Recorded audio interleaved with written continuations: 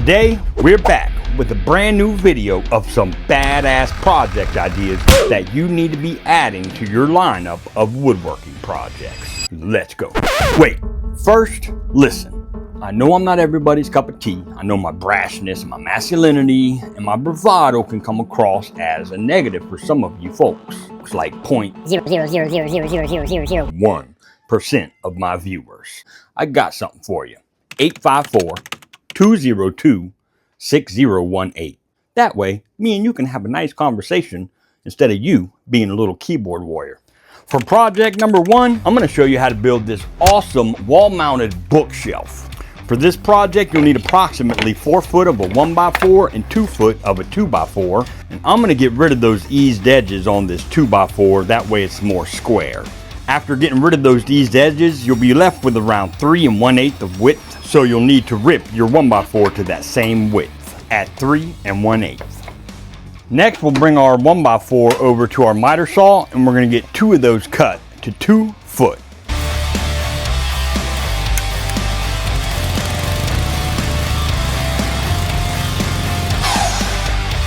Next, bring your 2x4 over to your miter saw and turn your miter to 45 degrees. And what we're going to be doing is cutting 2 pieces square to long at 9 3/4 with a 45-degree miter.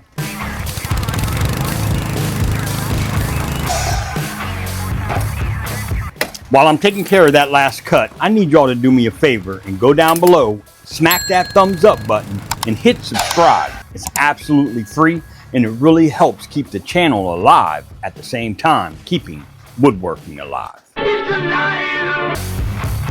Now, typically what I would do with anything that's wall mounted is a normal routed out key slot. However, with this piece being on the wall at a 45-degree angle, that's going to be a little difficult.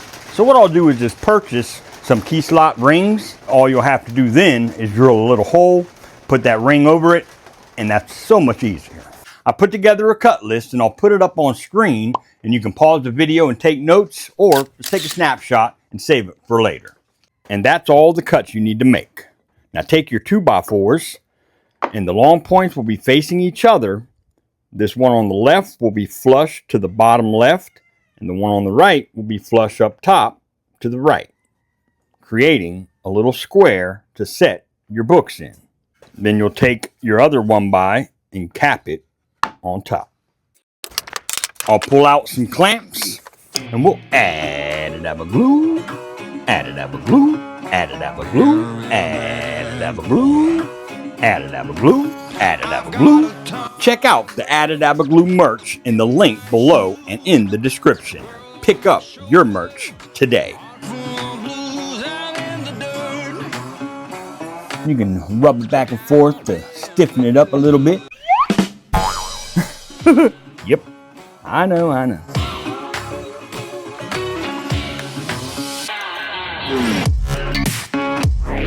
We'll grab our other clamps and get this thing clamped nice and flush, and this piece will have no fasteners involved, except for the key slot hardware, of course. And we'll set this to the side and let it dry. Give it about 45 minutes to an hour, and then take it out the clamps, hit it with some 150 grit, and make sure you get rid of all that dust. I'll be applying some red mahogany stain to this piece.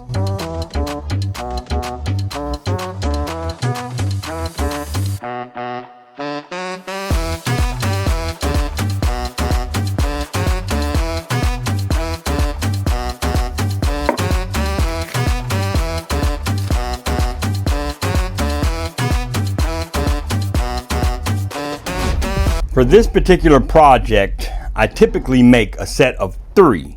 You can get a set of 3 made out of one 1x4x12 and one 2x4x8. I've got that calculated right at about 12 bucks. Add a little bit of finish and the key slot hardware, you're looking at ultimately $15. I would typically sell a set of 3 for around $200, and that's out of the hardwood style that I use. This being pine and stained, I would be comfortable at about $100 to $120 for a set of 3. These things fly off of my shelves at the marketplace. The key is staging your products.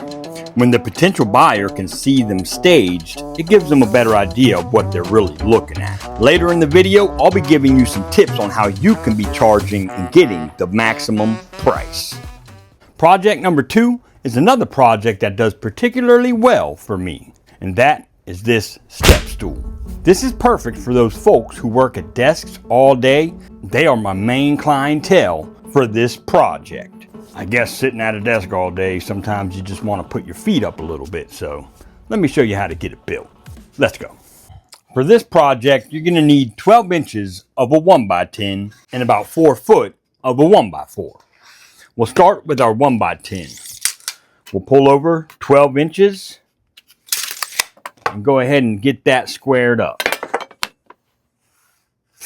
Now at the top of that 12-inch mark, we're going to pull down at 3 3/8 of an inch, and at the bottom right edge, we'll pull up 3 3/8 of an inch. We'll take our straight edge and connect those dots. I'll be chalking the guard to my saw, and the reason I do this is because when making these sharp angles like this, trying to reach for that guard to hold it up so it doesn't get caught, just your fingers are so close to that blade, I don't trust it. So I like to chalk my guard. You just got to remember to take it out.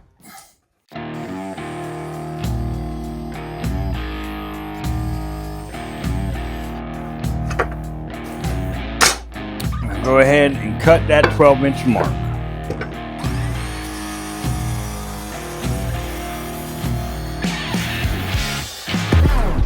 That's a perfect example of why I chalk my guard. My guard is stuck.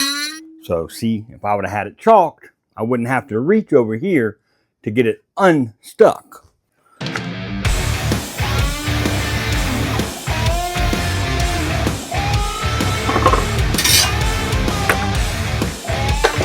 If you did everything correct with those layouts, you should line up perfect.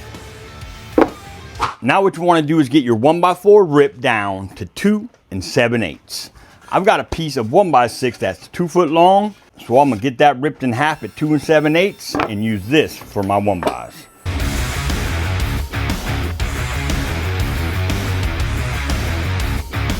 Now take those pieces over to your miter saw and get 4 of them cut to 12 inches. I'm lucky because I have just over 4 foot, so I'll be able to get 12 inches exactly on each. Once you get those cut, go ahead and get everything cleaned up with the palm sander, and I'm just going to smooth over some of these sharp edges. I'll be using my marking wheel here to make some layout marks, and I'll be making 2 marks on the end of each piece, coming in at a 1/2 inch from each side and coming in at 3/4 of an inch from the top and bottom. I'll make a punch mark at each one of those intersecting points.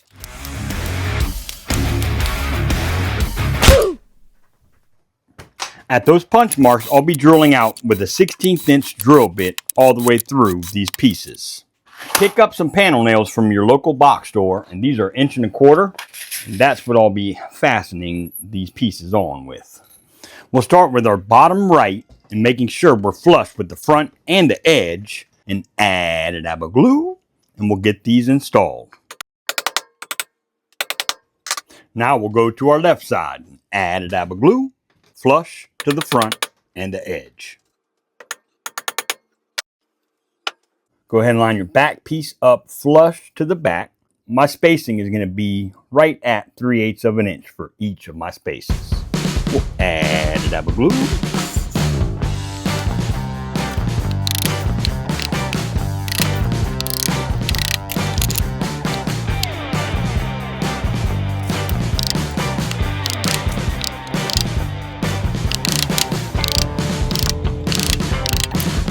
There you have it, a footstool.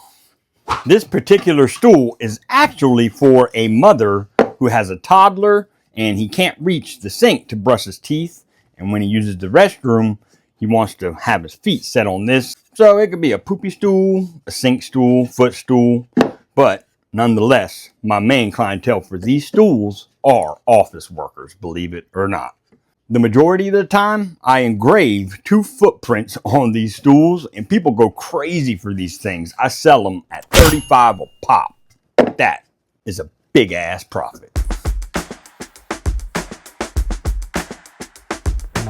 One of my last videos, I built some pocket crosses. I'll leave a link to that video right here in the left-hand upper corner. That way you can go check it out if you haven't already. It's one of my best performing videos. I would show y'all one, but I sold out of all of them. Those things are hot. So if those are hot, this next project should be just as hot. And that is going to be a spin on those pocket crosses. Let's go. The great thing about this project is you can build this out of scrap wood. It needs to be at least 3 inches in width and 6 3/4 in length. I'm going to go ahead and get my piece of scrap ripped down to 3 inches. Over at the miter saw, we'll get it cut down to 6 3/4.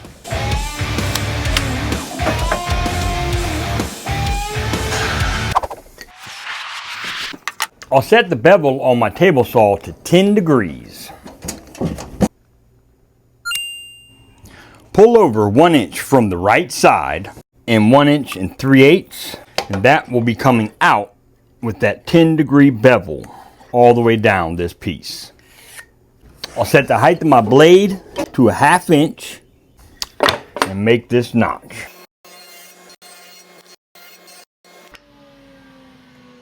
Now with that shorter side right here facing me, I'll pull from the left 1.5 inches and 1 7/8 inches.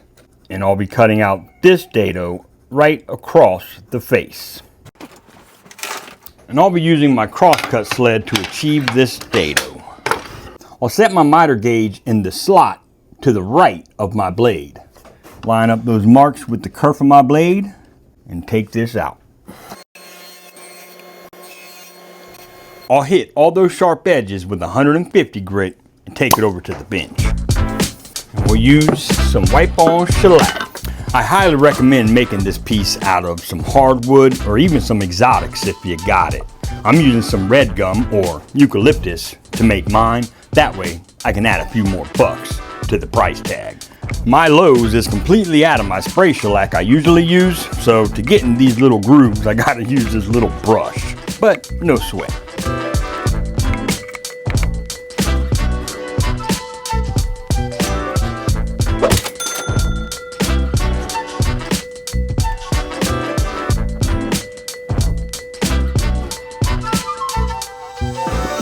I promised you a tip at the end of the video, so here you go. What I want you to do with your next product that you place online is do staging. Make sure that you got a nice wall in your house or a nice table, and make sure that you have a decent enough camera to take those great lighted shots. If you look on Etsy, for instance, most of the best sellers have that professional look and quality in their photos. Next, I want you to approach woodworking like a brand instead of a business. So make sure that you're building yourself as a brand. Get your name out there, share your stuff frequently. That way your name starts to ring bells. But not only that, you need to be adding a watermark to all of your listings. Take, for instance, this listing. This person is selling literally 2 pieces of pallet wood with 2 glass vases and some hardware to hold it onto that pallet wood. Look at the price tag. Not only that, but this one is in demand and 4 people have purchased this in the last 24 hours. Why do you think they post their items for this price? It's because of the brand name. People want it because this person has made it. You can make the most beautiful piece of a lifetime, but if nobody sees it, how can they buy it? You have to put yourself in front of those eyeballs. Use the Etsy marketing tool. Use your friends and ask them to share some of your stuff on their social medias. You got to be getting in front of eyeballs, because if you make the most beautiful project but nobody sees it, it's just going to sit there. Put in a little bit of extra work and a little bit of extra grind, and you'll be surprised at the success that you'll find.